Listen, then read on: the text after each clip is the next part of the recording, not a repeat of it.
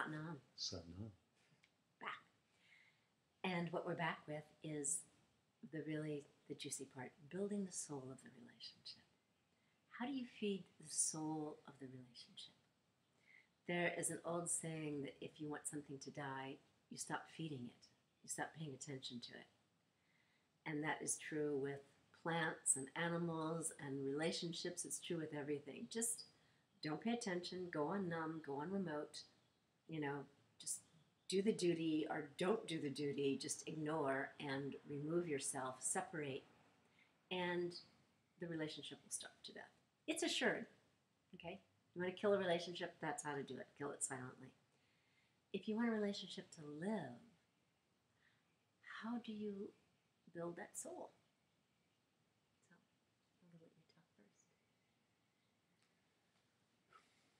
Building the soul of a relationship is not just in this one segment. We've talked about self and other and some rules on how to facilitate those things, but finding that balance of your physical form that we play out in, like Gurutej and I, man and woman, in love, caring about each other, but beneath all that, there's a soul that runs through, and there's a soul in our relationship that exists for us.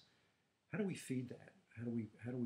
What practices do we have? Well, we have the very traditional practices of meditating together, chanting together, praying together, attending Gurdwara or temple together, going to yoga, doing yoga together. We do couples yoga. But it's not what we do. Really speaking deeper of the consciousness of our connection. We're going to do White Tantra this summer, up at solstice, the Sikh solstice. Mm-hmm. We're going to spend 8 hours looking into each other's eyes.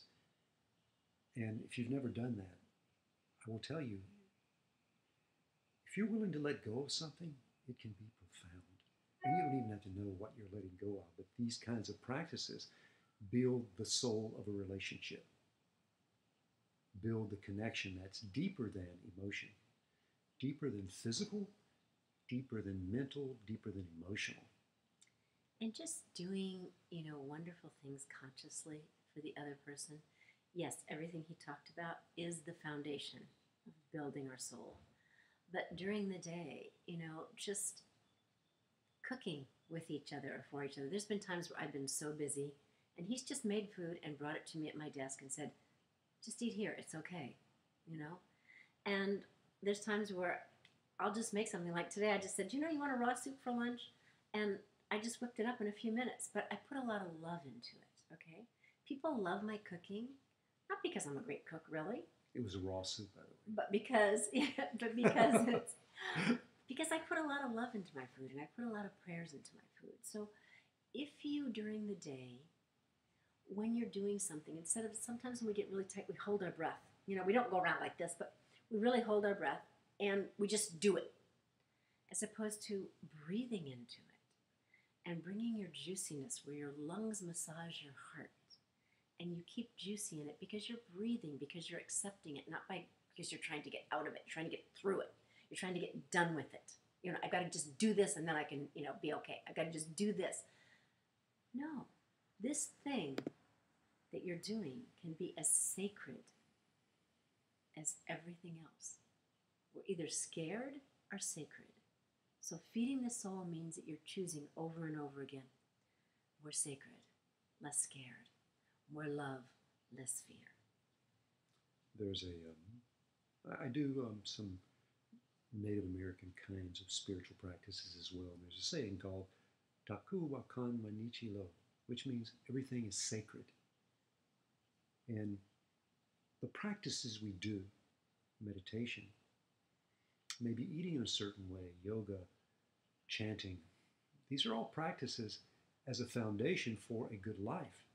We don't meditate so we can become great meditators. We don't sing so we can become great singers. We sing so we can be connected. We meditate so we can be connected to something deeper than what we see here in time and space, in temporal reality. Those are the deep connections that the soul is yearning for, and that's part of what this series is about. The aradhana. Sadhana is the practice. Aradhana is bringing that practice into the day with joy and delight and hitting up against walls and getting exasperated and angry and anxious and upset and then going, really? As the Dalai Lama said, it's not that he doesn't get angry. It's only how fast he can get back to himself. That's what we want for you. And that's what we're going to give you a lot more tools. Satnam. Satnam.